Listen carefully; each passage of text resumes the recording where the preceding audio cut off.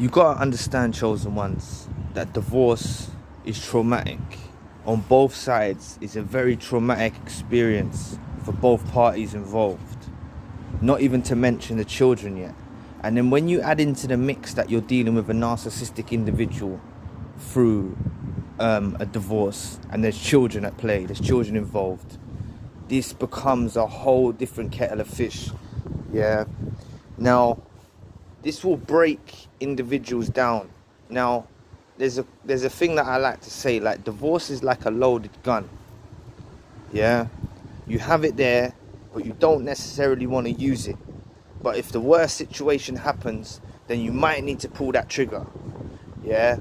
Now, if you're in the situation where you're the one who's anticipating a divorce and you're dealing with a narcissistic individual, or you're on the receiving end of someone wants to divorce you and you're going to be left with the children, then you've got to understand it puts a huge amount of fear into either party.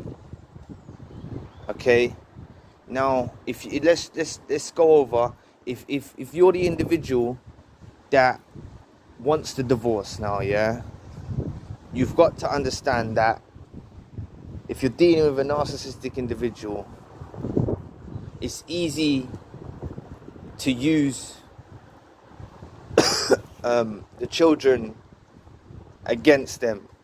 You know, they become like a bargaining chip, you know, and you're point scoring with the children against each other. Or even if you're on the flip side and someone wants a divorce with you, and you're pleading with them, and you're saying, look at the children, you need to work this out, and you're pleading with them. You've got to understand, in both situations, when dealing with a narcissistic individual, it becomes a whole different level. Please press the like and the subscribe button. Help your brother out. It will take 2 seconds of your time. It's a very complex situation to deal with. Like, if you're on the receiving end of it and now you're anticipating, you know, your narcissistic partner, you know, your spouse, your narcissistic spouse, going off with another individual, and having the individual, having your children around another new boyfriend or whatever, a new girlfriend, and you're gonna have your children around them, and that must put the fear of God in you. You know, you don't want some stranger around your children, like, you know, and you're probably sitting there thinking, why do I have to get this divorce, you know? And you're thinking, why can't I knock our heads together and try and sort this out? And it's like, you know, the best solution that you can do in that situation, you know, is if you got to take this, it's going to be going into the courts, you know, you need to plead your case about why it's unsafe for your children to be with this narcissistic individual. And they're very good at creating illusions as if you're the bad one, you know, but you really need to try and fight your side of the defense of why you don't want your children to be left alone with this narcissistic individual and their new boyfriend or whatever. And perhaps if they've got alcohol problems or gambling, I don't know, some type of issue, you can use that as a means to keep the ball in your court, because it's not always the case where the children stay with the mother. It's not always the case. And why I say this is so brutal is I've dealt with this from various different angles. I dealt with this as a child. I've dealt with this growing up as I've got into my adult years and stuff like that. And as a child, I was actually raised by my father through a divorce that happened. And I'm not saying that my mother was narcissistic. I'm just saying that I ended up being raised with my father, and my mother had alcohol problems. She had severe alcohol problems, and that wasn't the means. It didn't even necessarily get to the courts and stuff. There was a mutual agreement, and I stayed with my father But at the same time, my mum didn't last very long. So I think I was at the age of 2 when they divorced. And by the age I was 7, she was dead. And that's the brutal reality of divorce. Because we could say, had it been they stayed together, you know, my dad would have encouraged her to stop drinking so much. And perhaps she'd be alive now. I don't want to say if, buts and maybes, because I don't really believe in that. But what I want to just say is, no party is going to get a win out of this situation. You know, you both entered a serious relationship, you know. You got married, you had children, and you didn't realize till the unmasking that you was dealing with a narcissistic individual. And we've all got caught in this circumstance. Some of us have not had children with them, some of us have, but probably if you're watching this video you've got children. And like, you've got to understand is what you're going to be dealing with as well is if you're the person that doesn't want a divorce and they're divorcing you, you've got to understand what you're going to experience is you've got to leave them to their own devices. If there's children involved and you want to be the sole carer, then you need to fight your case the best you can and use whatever discrepancies, is that the right word? Whatever defects this narcissist has about their character, you need to use it and take into whole responsibility your children, because you don't want your children going off with your narcissistic partner and getting raised by another person, some stranger. Because you've got to understand, you know what's going to happen? And it even happened in the circumstances of my mother. My mother, actually, after the divorce happened and whatnot, she wanted to be back with my father. Now that's a prime example. I don't know my mum long enough to actually say she's a narcissist. I'm just saying that's a prime example of what the narcissist does. They want their ex back. You've got to understand, you're going to go through this whole heap of drama. You would have been the one pleading. You would have been the one saying, let's work this out. You know, and they don't want to hear it. They're telling you, no, I don't want you. I'm going to move on. You've got to understand, they're going to move on. They think the grass is greener, and then they realize they want you back. And they've gone through a whole divorce. The only winners, I know this is a cliche thing to say, but the only winners in this situation are the lawyers. The lawyers will win. You know, it's a very cliche thing. They always say that. But the lawyers are the only ones that are going to win in this situation. And, you know, you're going to go through this whole experience and they're going to end up wanting you back. So what I would say is, bide your time. Yeah. Try and fight your corner. If you want the children in your care solely, fight your corner. Leave it to God. Leave it to the universe. And hopefully you're able to prove these lot wrong. It's not a 100% guarantee foolproof plan, but you need to do it for the sake of your children. You need to bring up some of their character defects and try and expose them as a narcissist. Yeah, you know, if you can expose them as a narcissist and you can expose them as what they are, it's a hard battle. You know, I was put through a situation in court and it was very hard for me to expose the narcissist for being a narcissist. I wasn't even fully awakened yet. I was seeing traits of a manipulator. I knew they were manipulating. I knew they were doing this, but I didn't really understand narcissism yet, because this was some time ago. This was all maybe 6 years ago now.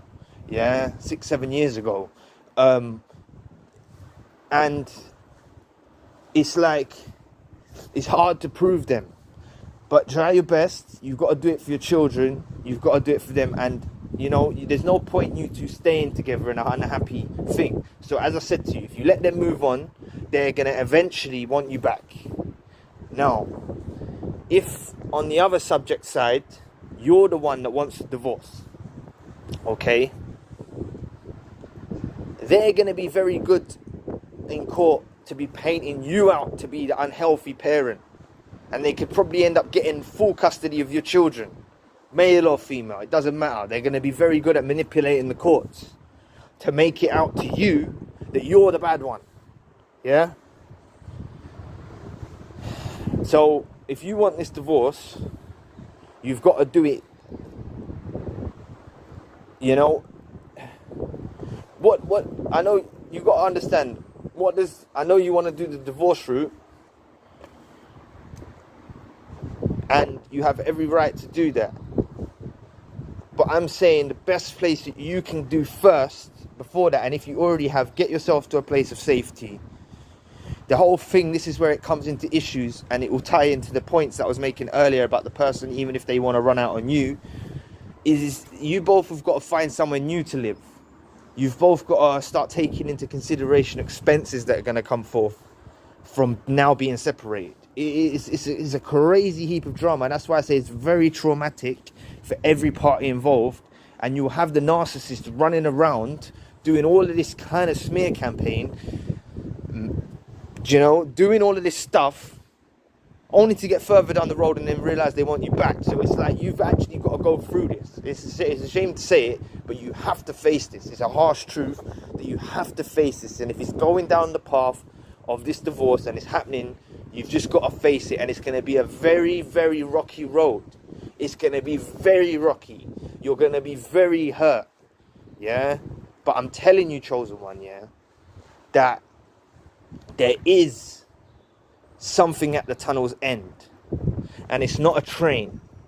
At the end of the tunnel there is something bright there, but it's not a train coming to knock you down. I'm telling you, there's going to be plenty of things that come down that tunnel along the way that are knocking you down, yeah, but it's not going to be a train that finishes you off. Yeah, it's going to be a rocky road. But if I've told you this now and you know this secret, yeah, that regardless, they want you back in your lives. And they may not have, look, it's clicked to them. They're never going to admit it. You've got to understand. You're not dealing with these little arguments that you lot had before. You know, you lot could probably list loads in the comments, you know, these crazy arguments, these crazy things that they've done in front of the children, all sorts of stuff.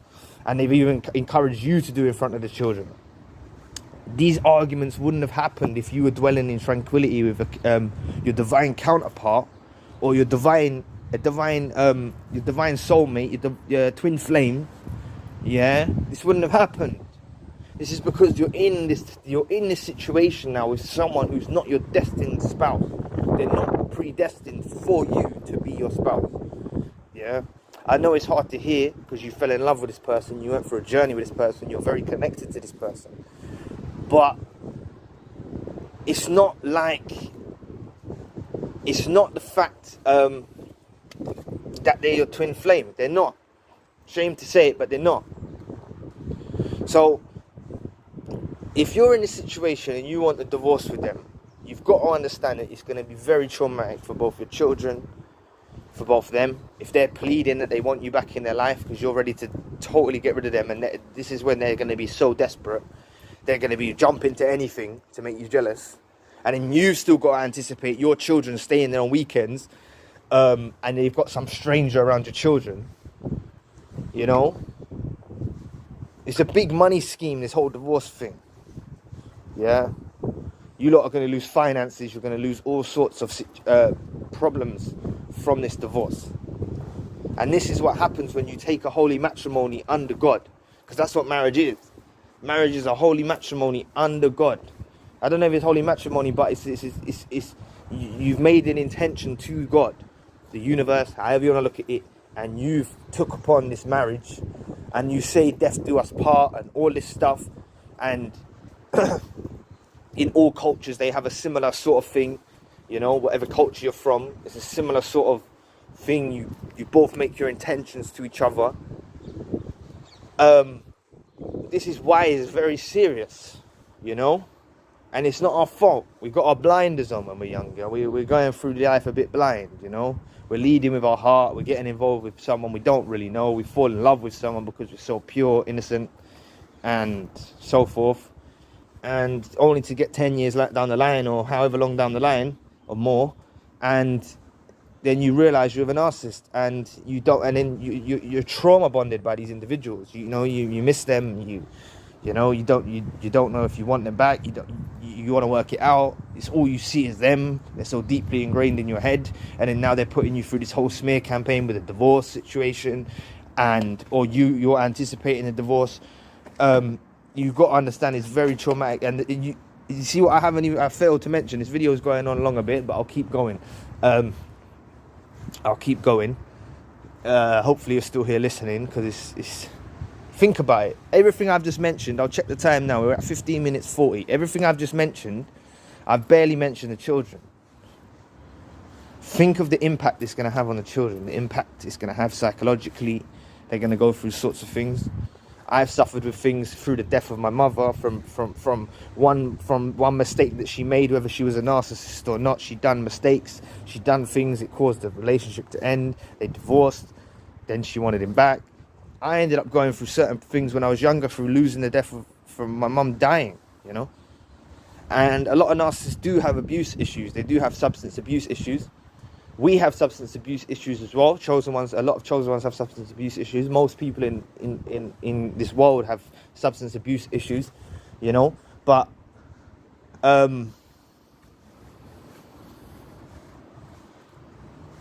you need to, if you're thinking of getting a divorce, yeah, and you want a divorce, sorry, I probably went off topic a bit, but if you want a divorce, you need to really getting yourself in a place of safety. I'll sum it up. You get your place in a safe place of safety first. Yeah, the title, the superficial, you breaking the name and all of that. That can happen when you're thinking more calm and collectively. Yeah, everything I'm saying in this video, analyze what I've said. Take what you can from it. Take what you can't. Discard the rest. Yeah. But you need to get yourself in a place of safety first, and either, you know, the children need to be in a place of safety. That's your goal. That's your aim. But they're going to be running into challenges where they try to get custody of your children, and they could potentially get custody. Think about it. You go into the court and there's some judge there who's had too much wine the night before, or pork, or whatever they drink, and cheese, yeah, pork and cheese and all that, and then he just makes some rash decision and totally screws your life over. You know, your hands is at mercy of these judges in this court system. You're at mercy of these judges and these clerks of the court and all of that. That's how it is in England. I'm not sure how it is in America, but you need to really speak less to them. And if we get into a point when you both move forward, right, you both separate, you both, regardless if they want a divorce, you want a divorce, and you both get to a point, then I've mentioned before, use the grey rock method and just keep it solely about the children.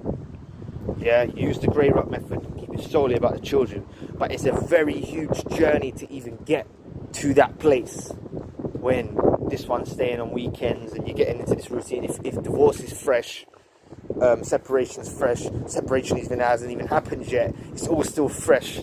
You know, I will say that truth will prevail. As I said, it's going to be a rocky road. I don't know what's going to happen along the way. You have to be prepared for what you encounter along the way. And I'm not saying that to make you fear, but truth will prevail in the end. Yeah? And I'm not saying that I'm suffering because of the fact, in my situation, that my mum died and whatnot, because I see the greater blessing from my mum's death. I don't know how that sounds very sadistic and dark, but I've become a better person through that experience. I wasn't always religious. Didn't always believe in God. Didn't always have a connection with the universe. Didn't always understand spirituality to the degree I do now. And I've learned that through journey of evolution. And I will mention that this journey you're going on, though, it's not the be or end all. It's part of your evolution, and you will get defined through this experience. It will truly make you cut from a different cloth. It will truly enhance you, shape you. You know, you've got to face this now, and you're going to face it, and you're going to get through it. And trust me, God's on your side. The universe is on your side. Yeah? I'm not saying that these judges and these lawyers are on your side. They're on neither of your sides. They're all connected. All the judges and the lawyers, they're all one team. Solicitors, however you want to call it. England, solicitors, lawyers, judges. They're a team. And you two are in there because it couldn't be sorted out, because you're dealing with a toxic individual, someone who's plugged into demonic entities. You couldn't work it out with them, you know. And this is the shame to say, because they're not human. So if they're smearing your name in the courts, smear their name back. You know, you've got to. It's not tit for tat. I held back a bit on the smearing. You know, I held back a bit on the smearing, and my own solicitor wasn't really in my defence. The lawyer wasn't really in my defence in my case. Wasn't really helping me. You know, they're just thinking of the paycheck. They're missing out things in the notes where I've gone over in discussions.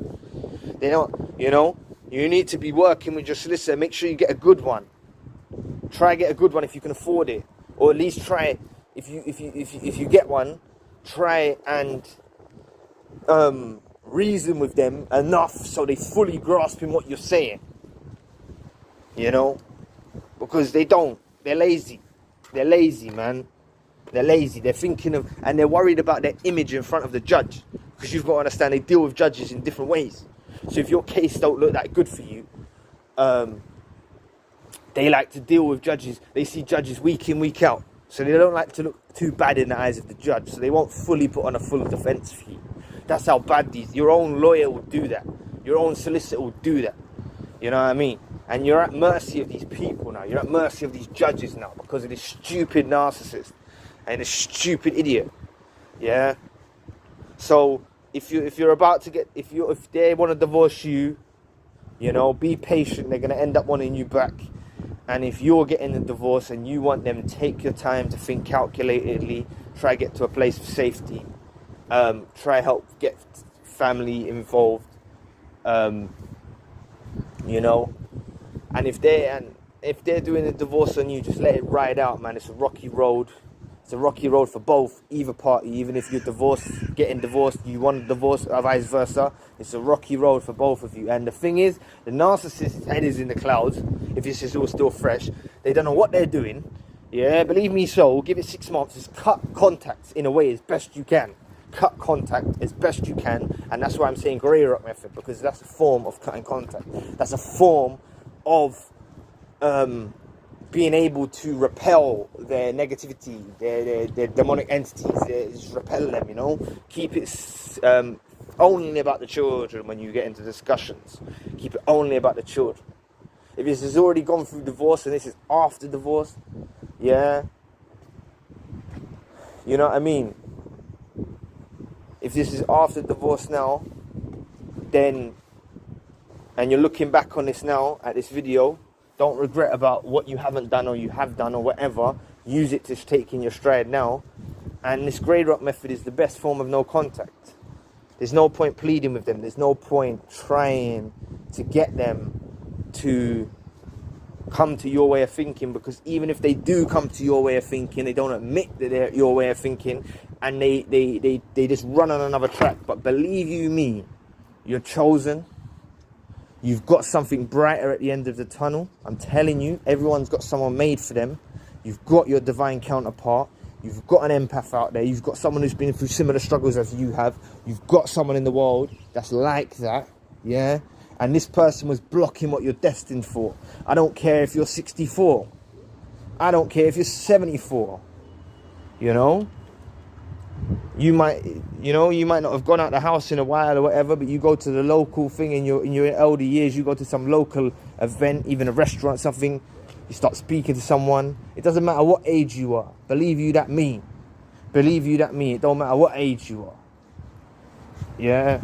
And the thing is, it's better to be alone as well than be with someone of that degree. That's what you've evolved to understanding. That's why it's come to this.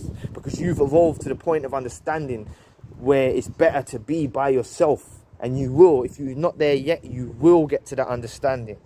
You will get to that understanding that it's a better place to be, yeah, than with these individuals.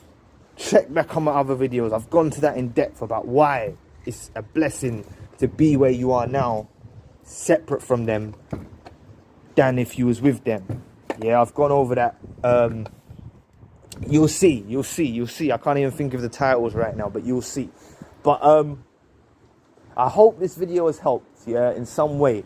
Yeah, do you know what I mean? I'm not counting myself as some expert, some guru. I'm just sharing my own life experiences with you, and hopefully you can take something from that. I'm not trying to be some guru or some expert, yeah, because this is why I like the comment section, because we all relay stuff to each other and it can all help one another. When someone, even maybe in a few years from now, reads on a comment and something just lifts them up or something like that. So I really appreciate all of you that are watching, and I appreciate all of you that hit the subscribe button, and I appreciate all of you that are viewing this video right now. So anyway, have a good day, night, whatever time of day it is, and don't worry, stay strong. You're going to get through this. And please press the like and the subscribe button if you haven't already. If you have already, thank you very much. I'll catch you all soon.